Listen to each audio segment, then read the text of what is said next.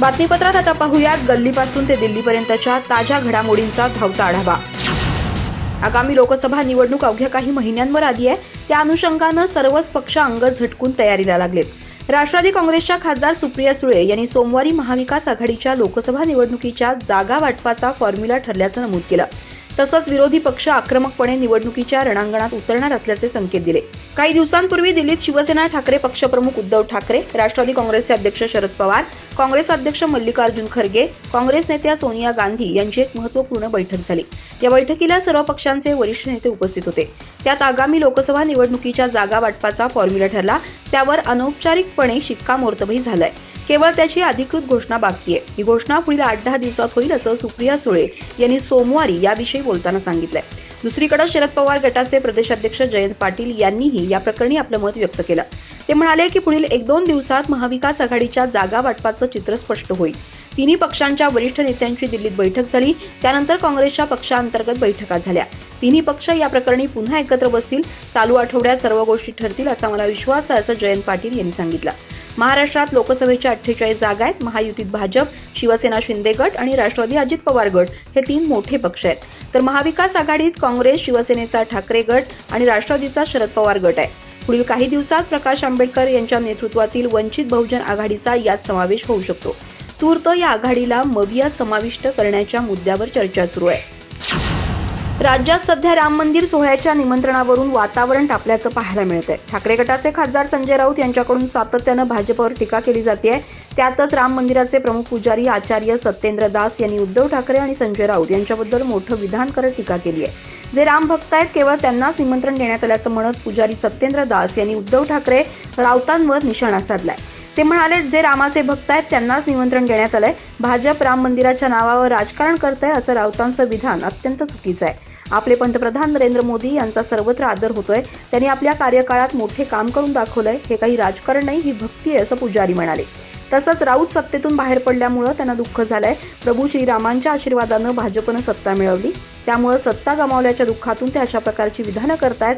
ते रामाचा अपमान करतायत, त्यांनी अशी विधानं करू नयेत असंही पुजारी म्हणाले। तर उद्धव ठाकरे यांच्याविषयी बोलताना ते म्हणाले, प्रभू श्रीरामांना विरोध करणाऱ्यांना निमंत्रण दिलं गेलेलं नाही। सोम्या गोम्या कोण हे 2024ला कळेलच। त्यांचे सोम्या आणि गोम्या दिल्लीत आहेत असं म्हणत ठाकरे गटाचे खासदार संजय राऊत यांनी उपमुख्यमंत्री अजित पवारांच्या टीकेला जोरदार प्रत्युत्तर दिलंय। तसंच ज्यांनी गुलामी पत्करली आहे त्यांनी आमच्यावर बोलूच नये असा थेट इशाराही राऊतांनी दिलाय। संजय राऊत यांनी शिरूर लोकसभा मतदारसंघात आयोजित महाविकास आघाडीच्या शेतकरी आक्रोश मोर्चाच्या सांगता सभेत आमच्या पाडापाडीच्या खेळात तुम्ही पडाल असं म्हणत अजित पवारांवर निशाणा साधला होता। त्यानंतर अजित पवार यांनी देखील मी सोम्या गोम्याच्या प्रश्नावर बोलत नाही असं म्हणत राऊतांना टोला लगावला होता। त्यावर आता पुन्हा एकदा संजय राऊत यांनी प्रत्युत्तर दिलंय। त्यामुळे एकूणच सध्या संजय राऊत आणि अजित पवार यांच्यात संघर्ष निर्माण झाल्याचं पाहायला मिळतंय। यावेळी राऊत पुढे बोलताना म्हणाले, राज्यात दिल्लीतून आक्रमण होतोय।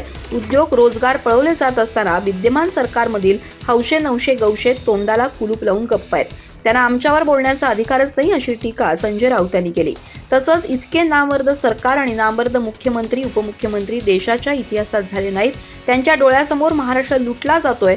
डोळ्यासमोर मुंबई पुण्यातील उद्योग पळवले जात असताना तुरुंगात जाण्याच्या भीतीनं लटपटणारे आमच्यावर का बोलतायत असा सवालही राऊतांनी उपस्थित केलाय। राष्ट्रवादी काँग्रेसचे ज्येष्ठ नेते मदन बाफना यांनी उपमुख्यमंत्री अजित पवार यांच्यावर तिखट शब्दात निशाणा साधलाय। आता बापाला बाप म्हणण्याची संस्कृती उरली नाही, सर्वांनी संस्कार सोडलेत असं ते म्हणाले। त्यांच्या या टीकेला अजित पवार गटानंही सडेतोड प्रत्युत्तर दिलंय। बाफना यांनी आमच्या नेत्यांवर बोलू नये, अन्यथा त्यांचा हिशोब काढला जाईल असं त्यांनी म्हटलंय। राष्ट्रवादी काँग्रेसमध्ये फूट पडल्यानंतर सातत्यानं दोन्ही गटांच्या नेत्यांमध्ये खटके उडतायत। शरद पवार यांचे सहकारी तथा माजी आमदार मदन बाफना यांनी अजित पवारांवर निशाणा साधताना त्यांनी संस्कारांना तिलांजली दिल्याचा आरोप केला। शरद पवार आमचे नेते आहेत। आजकाल बापाला बाप म्हणण्याची संस्कृती राहिली नाही। बापाला विसरायचं नसतं, सर्वांनी संस्कार सोडलेत। अशा संस्कार सोडणाऱ्यांना मी बोलून दाखवणार असं बाफना यांनी म्हटलंय। दुसरीकडे अजित पवार गटाचे मावळचे आमदार सुनील शेळके यांनी मदन बाफना यांच्यावर जोरदार पलटवार केलाय।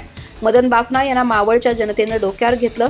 त्यांचा काळ वेगळा होता, आमचा काळ वेगळा आहे। त्यांच्या पिढीत आणि आमच्या पिढीत मोठा फरक आहे। बाफना यांनी वडिलकीच्या नात्यानं आम्हाला आशीर्वाद द्यावा, पण त्यांनी आमच्या नेत्यांचा विरोध केला, त्यांचा अवमान केला तर त्यांना जशास तसं प्रत्युत्तर दिलं जाईल असं सुनील शेळके यांनी म्हटलंय। जयंत पाटील यांनी आपल्यामुळे शिंदे सरकारचा मंत्रिमंडळ विस्तार रखडल्याचा शिंदे गटाचा दावा जोरकसपणे फेटाळून लावलाय। माझ्या पक्षांतराविषयी ज्यांनी दावा केला त्यांनाच या प्रकरणी विचारलं पाहिजे. याविषयी मी अनभिज्ञ आहे. मनानं इकडं आणि शरीरानं तिकडे असे भासणारे अनेक लोक आहेत असं त्यांनी म्हटलंय. कोण कोणाला जड जातंय हे येणारा काळच ठरवेल असंही ते यावेळी म्हणाले. शिंदे गटाचे आमदार संजय शिरसाट यांनी रविवारी जयंत पाटील यांच्यामुळे महायुती सरकारचा मंत्रिमंडळ विस्तार रखडल्याचा दावा केला होता. जयंत पाटील हे भाजपासोबत येणार असल्यानं मंत्रिमंडळ विस्तार थांबला होता. मुळात भाजपसोबत जाण्याचा प्रस्तावच जयंत पाटील यांनी मांडला होता. आमदार आणि आपण सर्वजण जाऊन शरद पवारांना हे सांगू असं ते म्हणाले होते. आजही जयंत पाटील केवळ शरीरानं शरद पवारांसोबत आहेत असं ते म्हणाले होते. जयंत पाटील यांनी सोमवारी इस्लामपूर येथील राजाराम बापू पाटील सहकारी साखर कारखान्याच्या कार्यस्थळावरील श्रीराम मंदिरात कलश पूजन केलं. यावेळी बोलताना जयंत पाटील म्हणाले, अयोध्येतील राम मंदिर न्यासानं उभं केलंय. देशातील सर्वांनी यासाठी देणगी दिली आहे. त्यामुळं पुन्हा एकाची त्यावर मालकी असू शकत नाही. मंदिर उभारलं जात आहे त्याला जास्त महत्त्व आहे. अयोध्येत दर्शनासाठी आता मी जाणार नाही, कारण तिथं जास्त गर्दी असणार आहे. ही गर्दी कमी असेल तेव्हा नक्की जाणार. संजय शिरसाट यांच्या या दाव्याचा जयंत पाटील यांनी सोमवारी खरपूस शब्दात समाचार घेतला. माझे आणि संजय शिरसाट यांचे केव्हाही या मुद्द्यावर बोलणे झाले नाही. त्यांना माझ्या मनातले कसे कळणार? त्यांच्या बोलण्याचा उद्देश मला माहिती नाही. त्यांच्या दाव्याविषयी त्यांनाच विचारलं पाहिजे असं जयंत पाटील म्हणाले. वंचित बहुजन आघाडीसाठी सध्या तरी विरोधी पक्षांच्या इंडिया आघाडीची कवाडं बंद आहेत. आम्हाला आघाडीत केव्हा प्रवेश द्यायचा हे आता त्यांनीच ठरवायचं आहे असं प्रकाश आंबेडकर यांनी सोमवारी स्पष्ट केलं. प्रकाश आंबेडकर यांनी सोमवारी 206व्या शौर्य दिनाच्या निमित्तानं पुणे जिल्ह्यातील पेरणे फाटा इथं विजयस्तंभास अभिवादन केलं. त्यानंतर पत्रकारांशी बोलताना त्यांनी वंचितचा लवकरच विरोधकांच्या इंडिया आघाडीत प्रवेश होण्याचे संकेत दिले. इंडिया आघाडीमध्ये वंचित बहुजन आघाडी सहभागी होण्यावरून चर्चा सुरू आहे. त्या सर्व चर्चादरम्यान प्रकाश आंबेडकर यांनी शरद पवार यांची भेट घेतली. याबाबत आंबेडकर यांनी स्पष्टीकरण दिले. यावेळी त्यांनी राष्ट्रवादी काँग्रेसचे अध्यक्ष शरद पवार यांच्यासोबत झालेल्या भेटीवरही भाष्य केलं.